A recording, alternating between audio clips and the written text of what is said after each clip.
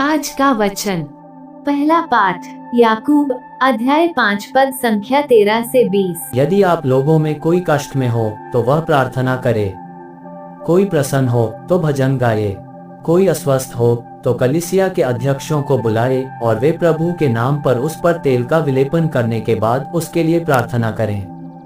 वह विश्वासपूर्ण प्रार्थना रोगी को बचाएगी और प्रभु उसे स्वास्थ्य प्रदान करेगा।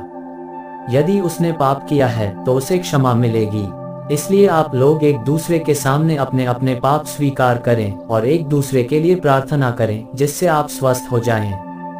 धर्मात्मा की भक्तिमय प्रार्थना बहुत प्रभावशाली होती है। एलियस हमारी ही तरह निरे मनुष्य थे।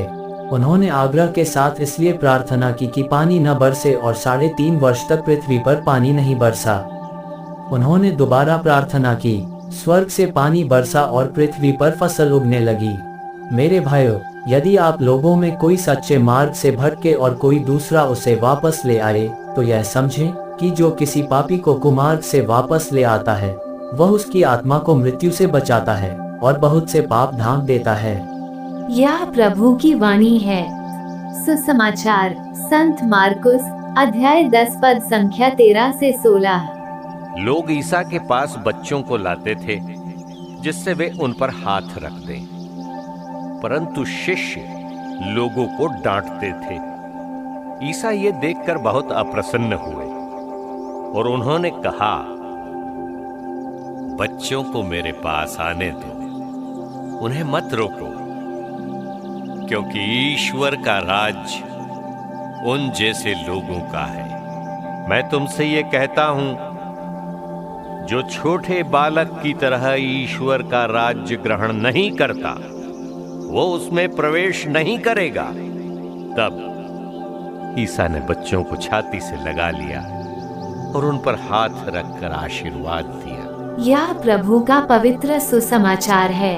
आमीन। आज का चिंतन, हमारी खींचती या आध्यात्मिकता जो भी व्यक्तिगत है, पर यह हमें सामूहिक रूप से प्रगति के लिए आमंत्रित करता है। हम व्यक्तिगत रूप से अपना जीवन व्यतीत करते हैं, पर हम सामूहिक रूप से जुड़े होते हैं।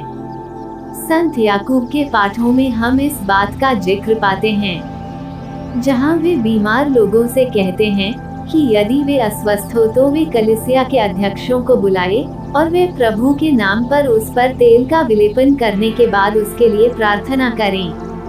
ठीक उसी प्रकार की प्रक्रिया सुसमाचार में भी दिखलाई देती है। यीशु ख्रीस्त बच्चों पर अपने हाथ रखकर उन्हें आशीष देते हैं। शायद उनके शिष्य ये सोच रहे थे कि ये बच्चे उनको परेशान कर रहे थे, पर यीशु उन सभी की आवश्यकताओं से भली भांति परिचित हैं, इसलिए वे अपने शिष्यों को फटकारते हैं। आज हम भी आमंत्रित किए जाते हैं कि हम अपने हाथों को दूसरों की ओर बढ़ाकर उन्हें दया, प्रेम, क्षमा और सहानुभूति की आशीष दे, क्योंकि यही सुसमाचार प्रचार करने का तरीका है। आमीन।